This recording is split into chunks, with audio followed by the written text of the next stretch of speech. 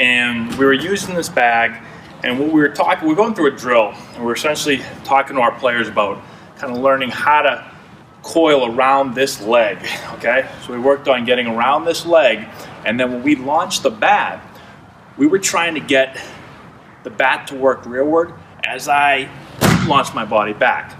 And so one of the things that we do is we'll use this PVC pipe, and we talk to our players about trying to get the knob or the end of the PVC pipe as we launch. We want to get this to work more up that way, all right, instead of down. The other way we talk about it is that we're trying to get palm up. So we're trying to get palm up, palm down position, but at launch, I'm going to start to feel this palm starting to work up once I launch back, right? So when I launch, you're going to see the palm start to work up a little bit earlier as I start to launch back, boom, and then I hit it right here, okay? Now when it comes to getting this palm up, right, and trying to get the knob to work up, if you fight to either keep the knob down or to not allow this palm to get up, and you make this move, well then you're going to be, in my opinion, you're going to be really steep, okay? So you're not going to get the barrel behind the ball. So I'm going to be steep, I'm going to be more armsy, I'm going to be more pushy this way, right? And so this is not going to be a swing that's going to work in the right sequence, but I'm not going to be able to get behind the ball. I'm not going to get my barrel behind the ball. I'm not going to be able to match the plane of the pitch. So that's the idea, right? The only way I can do that is when I launch and this starts to work this way and the bat starts to make this move. Now I can get behind the ball. Now I'm on the same plane as the pitch. When I make this move, I'm not getting behind the ball.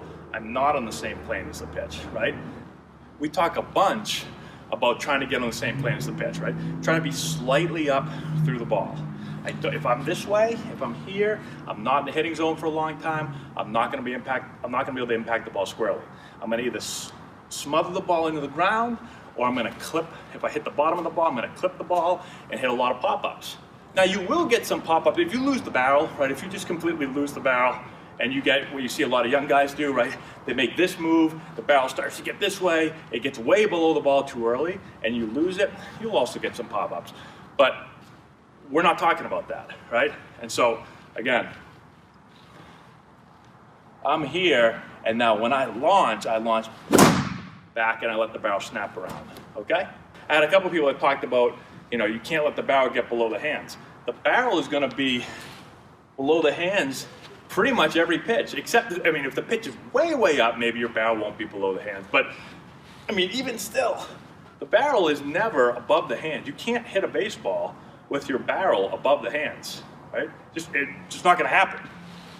The barrel's always gonna be below the hands. One of the players that came in to work with me, we were able to add 10 miles an hour onto his exit velocity, and basically one session, right? From one session to the next session, less than 2 hours of work. So we did 2 1-hour sessions, and we were able to add 10 miles an hour to exit velocity, which is a huge amount, and it's not something that we get with all of our players. So Alec came in. He's 19 years old. All we did was change the way his body moved, and change the sequence in which his body basically unwound. So the main thing is we're trying to create the proper sequencing throughout the body. So we're trying to accelerate the body from the ground up. And we're trying to teach him how to basically create and release tension and stretch within his body. That's it. Okay, if we can get his body to move in the proper way, in the proper order, that's it. That's how you're able to get the exit velocity to make such a big jump. So, when he swung on the left here, it was very much a what I would just call a top-down swing, where it's more of an arm swing. Right, so don't even focus on this swing over here yet. But it's really an armsy swing. There's really no tension created in the body. If you think about an elastic band, right? If you want to be able to shoot an elastic band fire, you have to be able to store energy in the band or create tension, right? So you're going to pull the band back, You put the band on stretch, and then you release it. Body works the same way. You have to be able to put your body on stretch to then release that stretch, and that's how you're able to get the bat to really whip through. Your body essentially becomes a whip. And when you watch the swing on the left, there's no real tension created, and really all the bat speed is produced from him being big and strong, right? So it's really it's an upper body. You can see how much the path is really down through the ball. Right, so he's going to have a tough time squaring the ball up because he's really down the ball. He's not getting on path with the ball early, and the bat speed's going to suffer because he's just essentially just using his upper body and his arms to try to create the bat speed. And so what we did was we did a bunch of things, but we're trying to now get him to sequence his body a little bit better. And so what you'll see in the one on the right. If you watch his shirt right here, you can see how his shirt gets really, really tight, right? You don't see that one in this video, and I know the shirt's black and it's tough to see. We're trying to get, and we've talked about this in other videos, we're trying to get a pullback here with his upper body, all right? So we're creating resistance with the upper body. So the upper body, we're not going to let it go early. We're not going to just let the arms take over and start the swing. So he is essentially going to pull back as he's making his forward move into the ball, okay? So you can see that here. You see a little bit of a pull back as he's moving into the ball, and we're going to try to hold that resistance as long as we can, even as our lower body starts to unwind. So you can see his back leg turning here, right? His lower body starting to unwind, but he is still resisted with his upper body. So this has not been allowed to release yet. And when you do that, you're going to see that the bottom half's trying to turn, right? The upper body's working this way. And so now you've got this stretching action where, if you think about the band, right? I'm stretching the band. I'm creating tension. So pull back, pull back, pull back as I'm moving into the ball, as my leg is starting to turn, right? So my lower body wants to go. My upper body's not letting go. It's pulling back still. So now you've got the tug of war going on here. So again, we get to this point, which picture looks like he's ready to now release and create some bat speed? This one by far, right? There's no resistance in the upper body in this one. There's no pullback. There's no separation between lower and upper body. And so he's not going to be able to create as much bat speed in this one. It's really easy to see in this video right here, right? So now the sequence is, right, the lower body is going to start to open. The shoulders are still closed. Then the shoulders start to open, and the bat's still here. Now the bat comes, boom. So it's, it's lower body, boom, and it's moving on up. Torso, shoulders, bat, whack. If you learn how to move your body better, you can really jump in exit velocity. And again, it's not just exit velocity, it's the bat path stuff. It's a lot of stuff. It's not just all about exit velocity, but the more of that you can have, obviously, the better. Today, answering your questions. Today we're talking about the pullback in the swing and why it's really important, what it is and why it's important. Okay, so the pullback, for years and years, people talk about getting their hands back, right?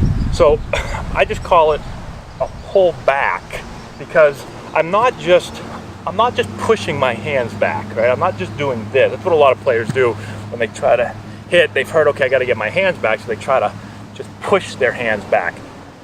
If you watch Major League hitters, the move is more of a pullback. So it's more of this arm pulling myself here. And again, it's not like I'm trying to, row a weight or something. It's more subtle than that, but it's getting this move right here. They're going to see a little bit of a pullback here. They're going to use their back to get their hands back, okay? Why is that really, really important? Well, essentially what I'm trying to do is create the proper sequence in my swing.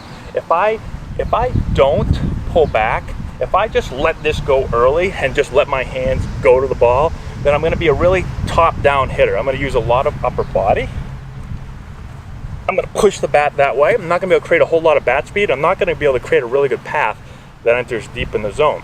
All right, when I pull back, I'm able to allow the sequence to work the right way. So I'm not going to be a top down hitter, an upper body hitter. I'm going to allow my lower body to start to turn. What happens is, as I pull back here, and when I finally launch the bat, my lower body wants to turn me this way. My upper body, because I'm pulled back, I need to keep that pull back. When I launch, we've talked about how we're going to tilt back at launch. The barrel's going to work backwards. My shoulders, literally my right shoulder is going to work under. My lead shoulder is going to work back. So I've got my lower body pulling this way. I've got my upper body going that way. And it's going to create a lot of stretch in my body. Think about an elastic. I pull an elastic back to store energy, boom, and then I shoot it. It's the same thing with your body. So this is turning me this way. This is turning that way. I create stretch, like I pull back the band, and then I fire. So I'm going to create an awful lot of bat speed now, because I'm not just pushing it. I'm allowing the sequence of my body to work properly. I'm creating more stretch within my body. Now the bat whips around me.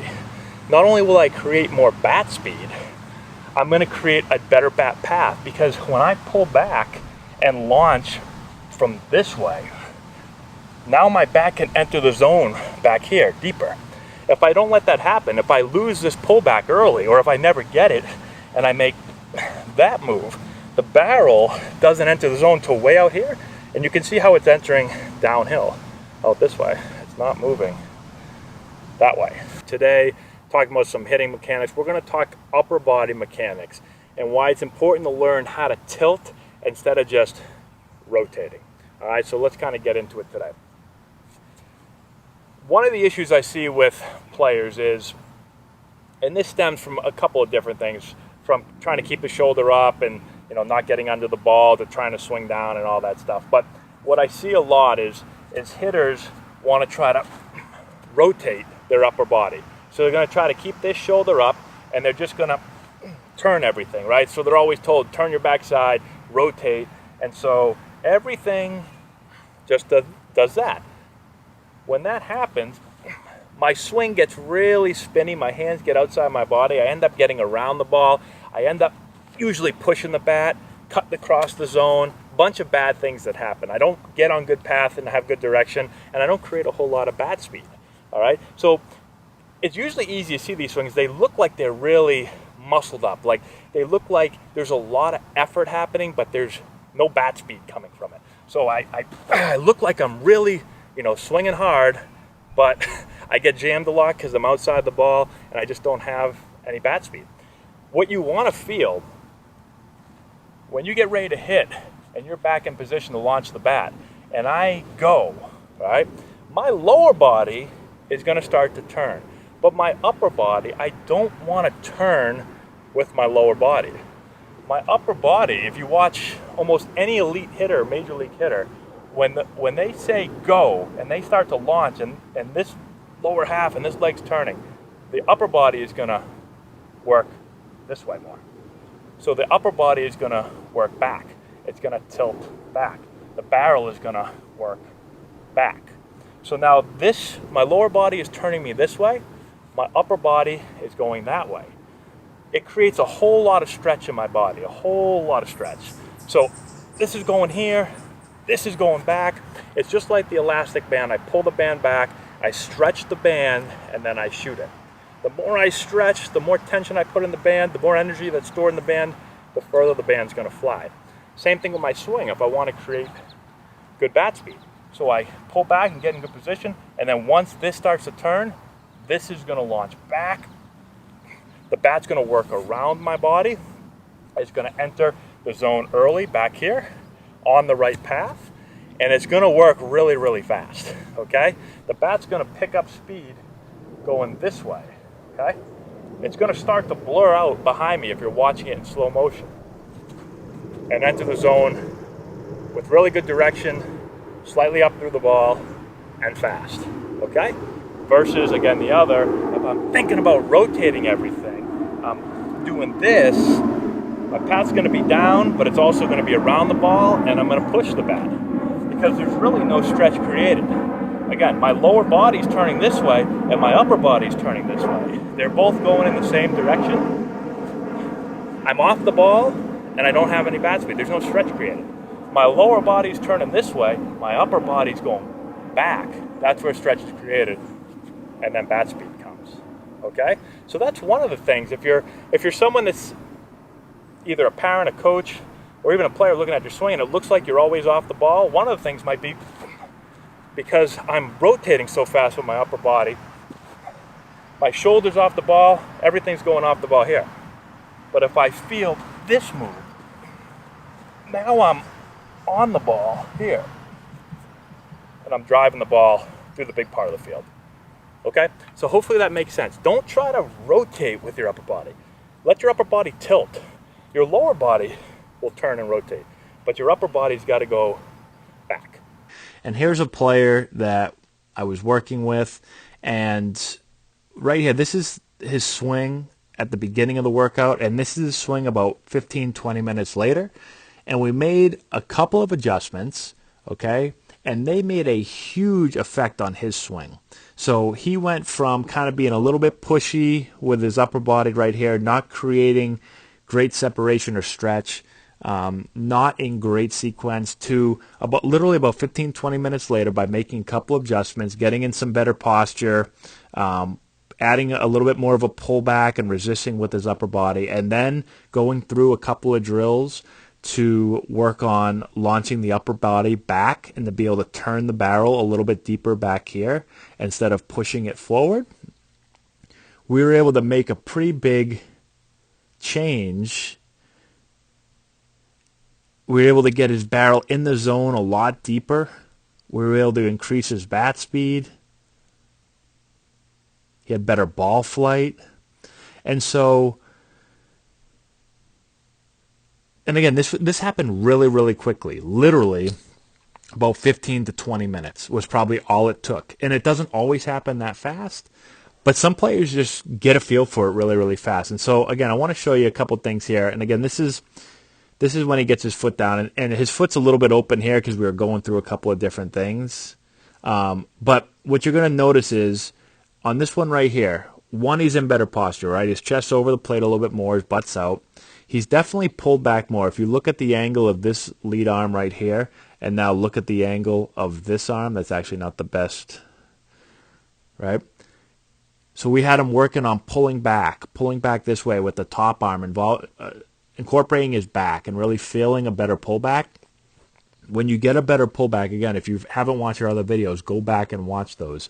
But when you pull back, what you do is you use your back, and now you're able to resist with your upper body. So as your lower body wants to turn, right, as it's moving forward, and then as this lower body or this back leg starts to turn, I've resisted back here. So this is trying to go this way, and I've pulled back a little bit. I get that stretch created. Okay, and this first one on the right, you can see without the pullback, this wants to go early. There's no resistance going on with the upper body, and so when his leg wants to turn, the bat wants to go forward.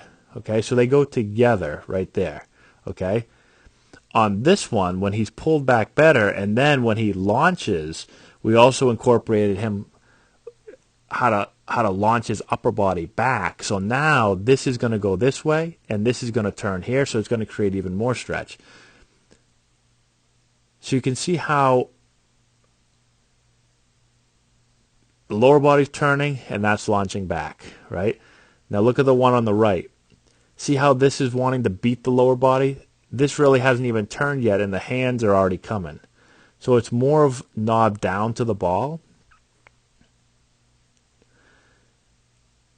And so it's not entering the zone as deep, it's entering steeper, and it's being pushed more. So there's not a lot of bat speed being created over here.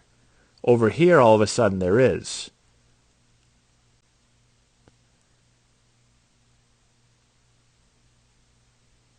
The swing on the left just looks much more powerful. And the reason it does is because the swing is unwinding better. The sequence is better. It's not top down. It's bottom up. It's this is driving the swing, and then this is coming. So what you'll usually see on really good swings is you'll see this, then the bat. when the sequence is reversed and it's a little bit pushy, a little bit more upper half, you'll see the bat, then the upper body, then the lower body. So that sequence is reversed. It's not here, here, here. It's here, here, there. Okay? And where a lot of people get caught up, they talk about bat speed and they talk about, swing mechanics and all this stuff, and they think it's always like, oh, I want to create more bat speed, I've got to get bigger and stronger, which that's one component to it. But how you use your body is probably the biggest component of it. So I've been able to take a lot of players that they don't get any bigger and stronger in 15 minutes, but all of a sudden they swing the bat way faster. Okay? And I know exit velocity isn't everything. There's some guys that can swing really fast but can't hit. It's a component to it. But if you can swing the bat faster, then you're going to be able to hit the ball harder. And when you can hit the ball harder, you're going to hit the ball further, you're going to slug more, you're going to drive the ball through the infield faster. So again, that's just one component of it. But if you look at most major league players, they're able to create a lot of bat speed. They're able to hit the ball really, really hard, right? So if you can't create good bat speed, if you can't hit the ball hard, it's hard to play at a high level.